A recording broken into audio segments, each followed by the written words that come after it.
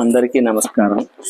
రేపు ఆదివారం మన సన్ స్కూల్లో భీమిలి నీడీ వెల్ఫేర్ ఆధ్వర్యంలో మార్నింగ్ 8 నుండి 11 o'clock వరకు రక్తదాన శిబిరం నిర్వహిస్తున్నారు.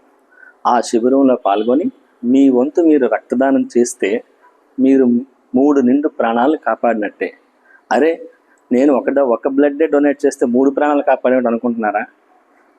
ఈ రక్తాన్ని వాళ్ళు సపరేట్ చేస్తారు. దీంట్లో కాంపోనెంట్స్ ఉంటాయి. WBC అంటారు, RBC అంటారు, ప్లాస్మా అంటారు. ఇవన్నిటిని సపరేట్ చేస్తారు. కొందరికి ఓన్లీ WBC అవసరం పడుతుంది, కొందరికి ఓన్లీ RBC అవసరం పడుతుంది.